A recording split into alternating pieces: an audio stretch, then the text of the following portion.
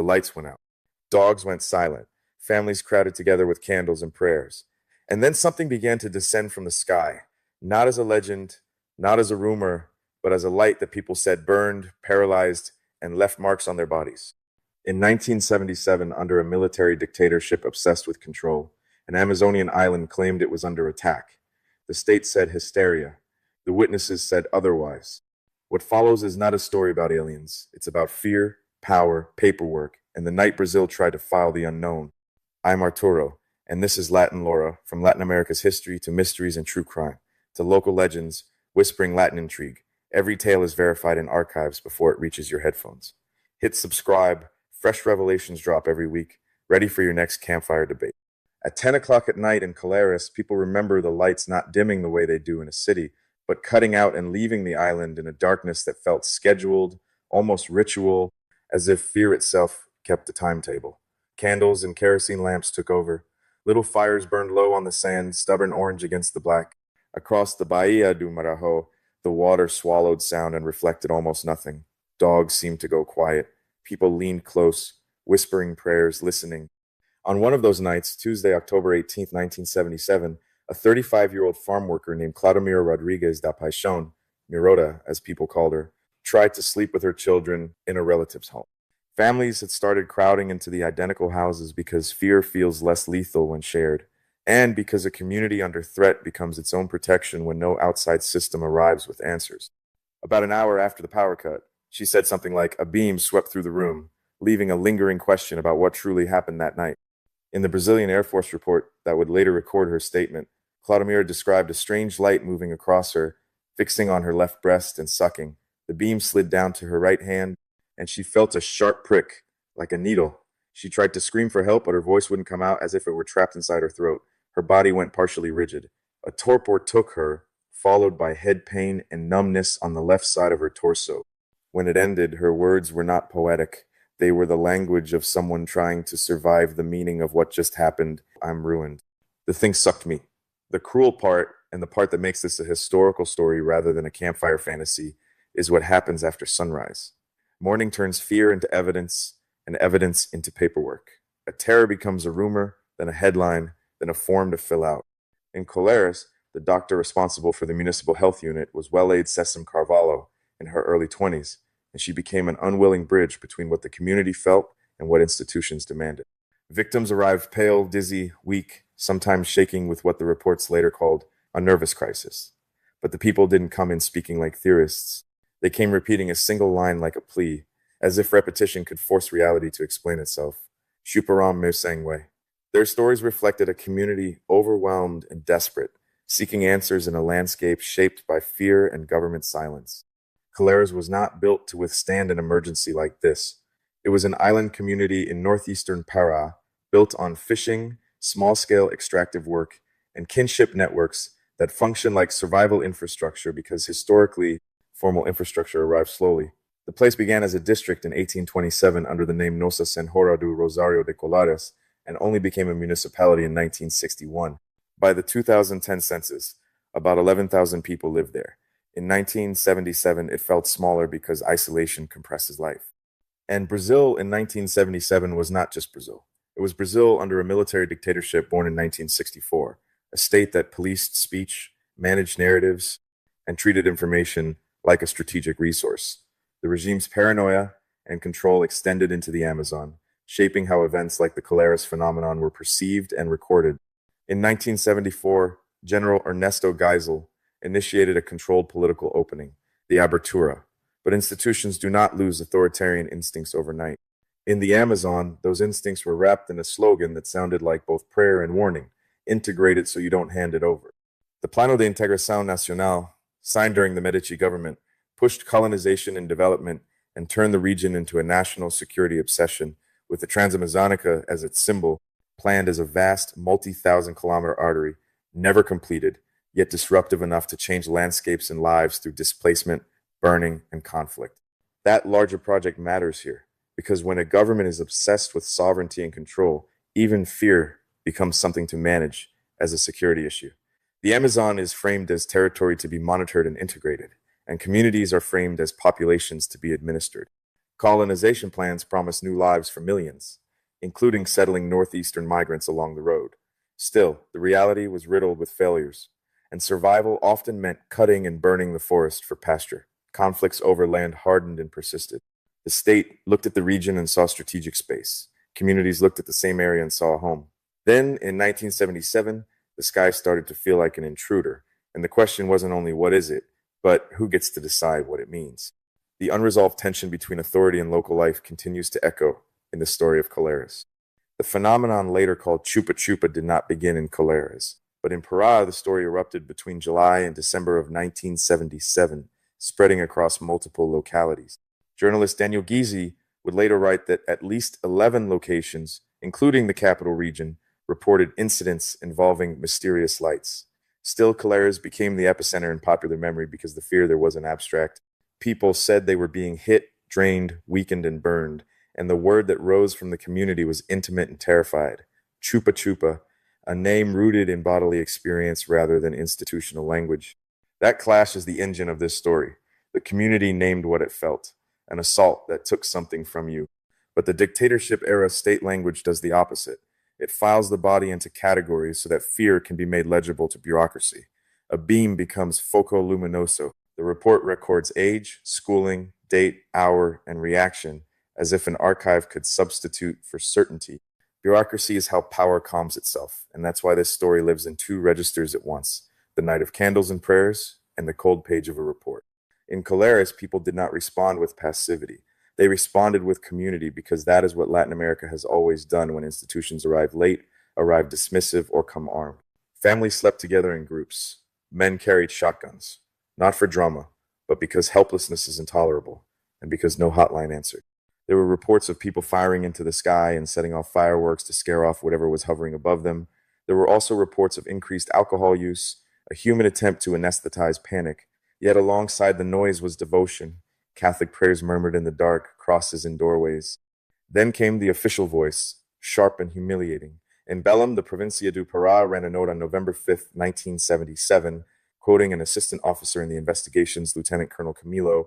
He insisted the whole thing was an optical illusion, residents confusing artificial satellites and meteorites with extraterrestrial craft.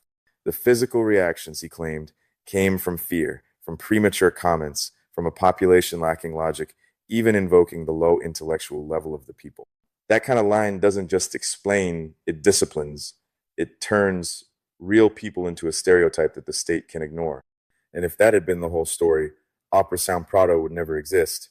Because even as public statements minimized the panic, the Brazilian Air Force was already running a mission in the region, quietly and methodically, with cameras, notebooks, and ranks. The operation's name was Operação Prato.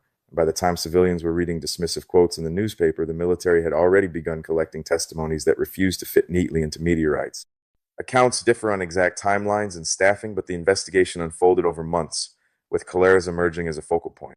The figure most associated with the mission is Wiranje Holanda, often called Coronel Holanda, in later retellings because he was promoted later, but described in other sources as a captain during the 1977 operation. So the cleanest way to say it is simple.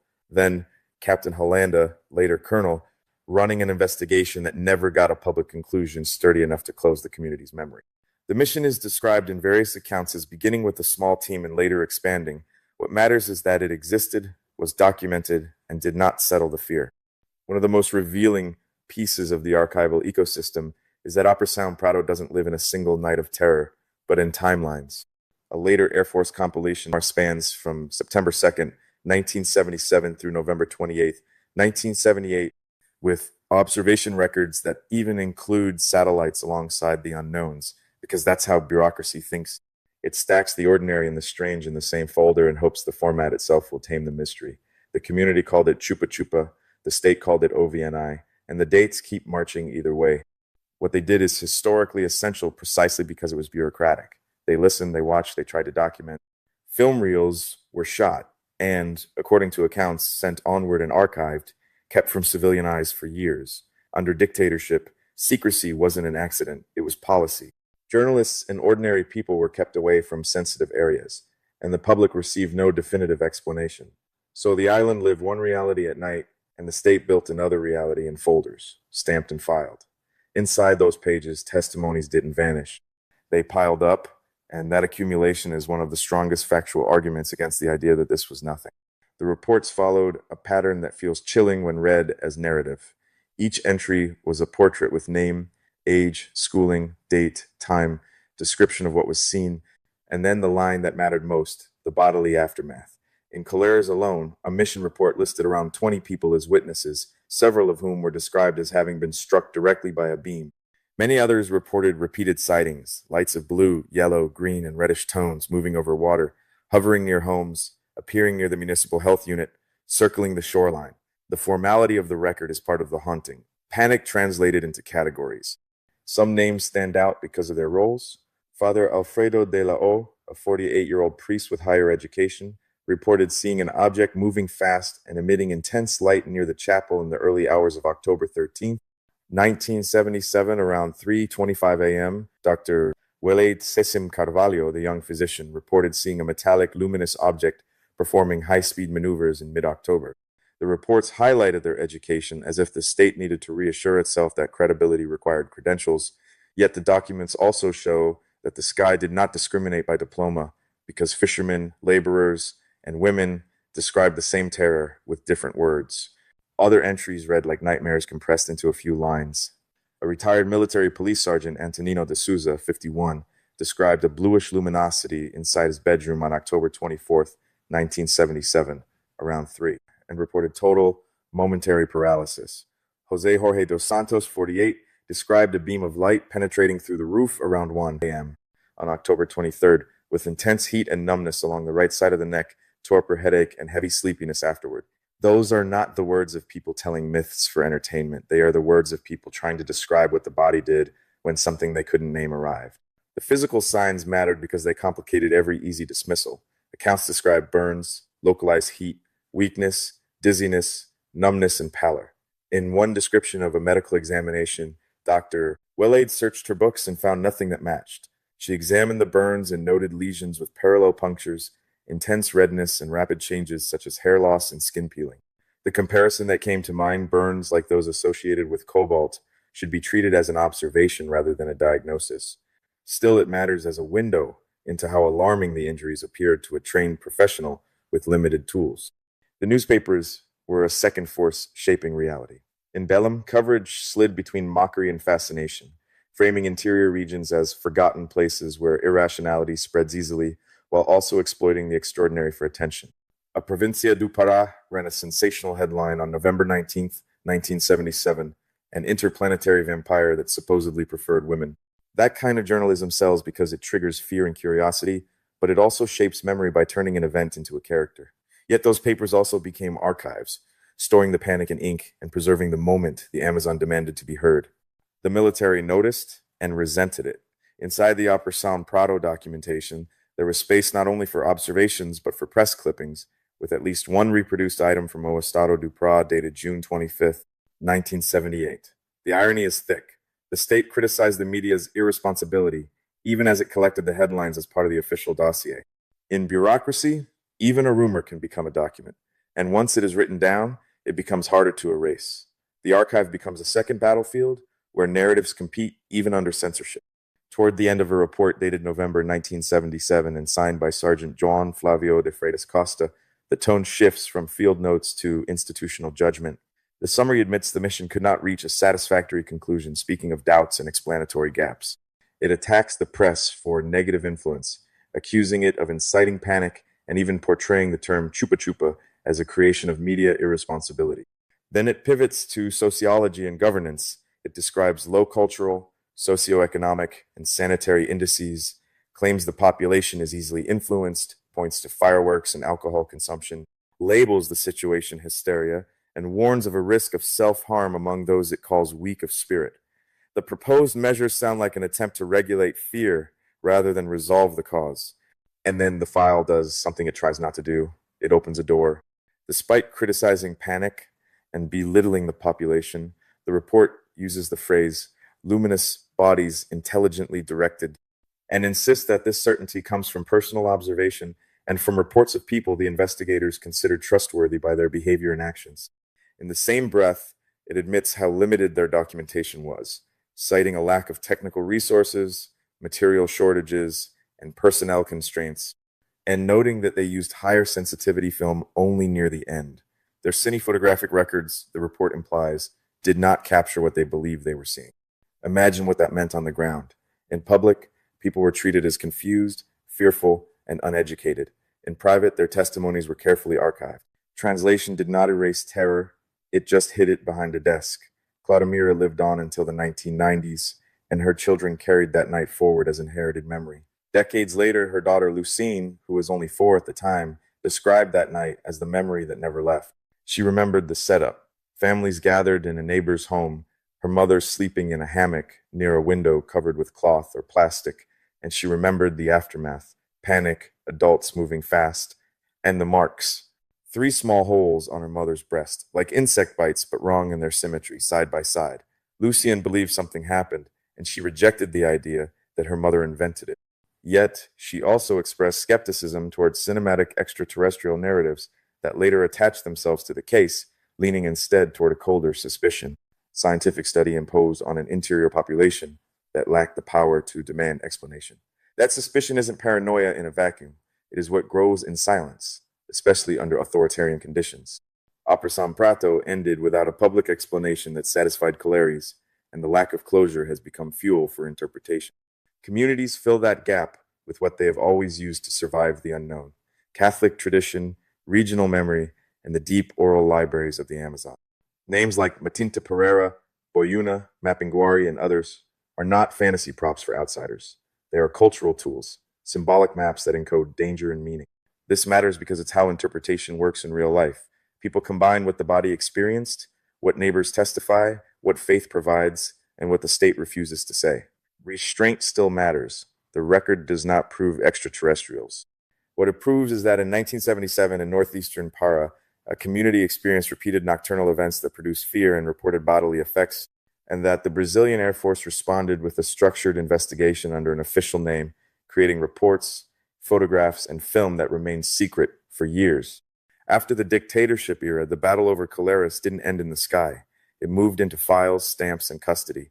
Some scholarship describes the latter transfer as thousands of pages reaching the Arquivo Nacional, including a portion tied to Operação Prato, and the National Archive itself notes milestone transfers of aeronautics OVNI-related documentation into its holdings. That's the part that matters for the story. Fear didn't evaporate. It was absorbed into the state's paper trail, and once it becomes paperwork, it can be locked away without ever being resolved. OVNI is not a conclusion.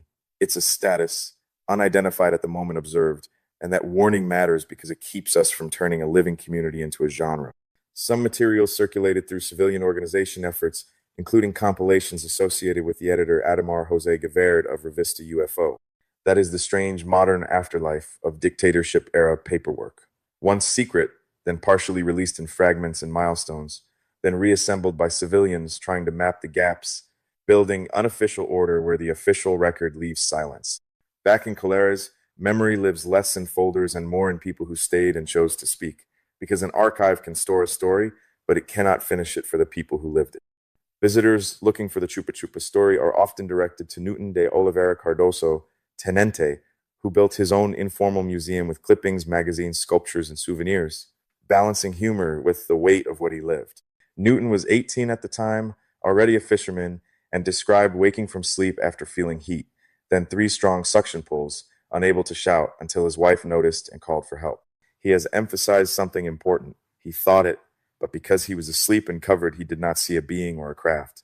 That honesty is historically valuable because it resists the pressure to invent visuals to satisfy outsiders. Newton also describes the social emergency: families sleeping together, work disrupted, commerce altered, men firing into the sky at something that made no sound. Alongside him stands the remembered voice of Professor Teresina Auxiliadora Montero, who spoke of the Medenho panic and recalled seeing the light twice, including an incident that stopped her fisherman husband from going out at night. She described shapes, an aperture, a pyramid, car-like forms, and recalled that military presence did not equal resolution, because afterward no official explanation came.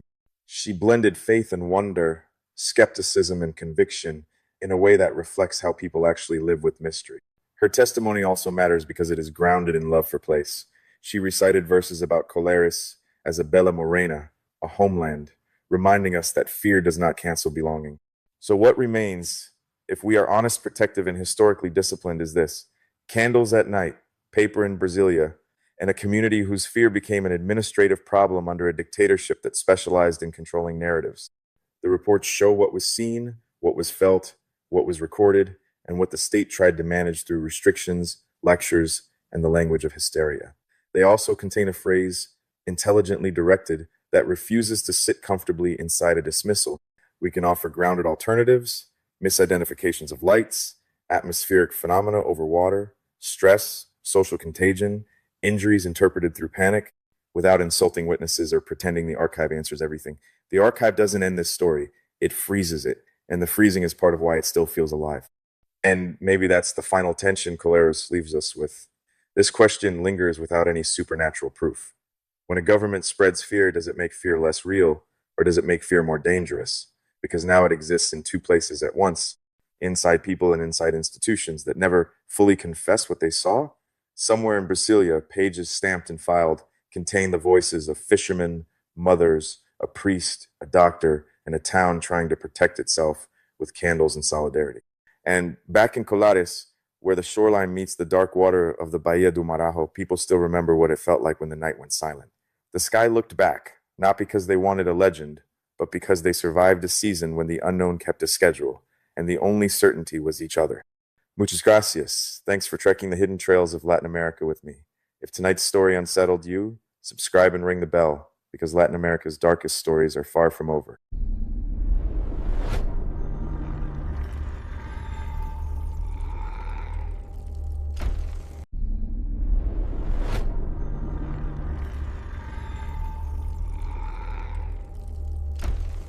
The lights went out. Dogs went silent. Families crowded together with candles and prayers. And then something began to descend from the sky, not as a legend, not as a rumor, but as a light that people said burned, paralyzed, and left marks on their bodies. In 1977, under a military dictatorship obsessed with control, an Amazonian island claimed it was under attack. The state said hysteria. The witnesses said otherwise. What follows is not a story about aliens. It's about fear, power, paperwork, and the night Brazil tried to file the unknown. I'm Arturo, and this is Latin Lore, from Latin America's history to mysteries and true crime, to local legends, whispering Latin intrigue. Every tale is verified in archives before it reaches your headphones. Hit subscribe. Fresh revelations drop every week, ready for your next campfire debate. At 10 o'clock at night in Colares, people remember the lights not dimming the way they do in a city, but cutting out and leaving the island in a darkness that felt scheduled, almost ritual, as if fear itself kept a timetable. Candles and kerosene lamps took over. Little fires burned low on the sand, stubborn orange against the black. Across the Bahia do Marajo, the water swallowed sound and reflected on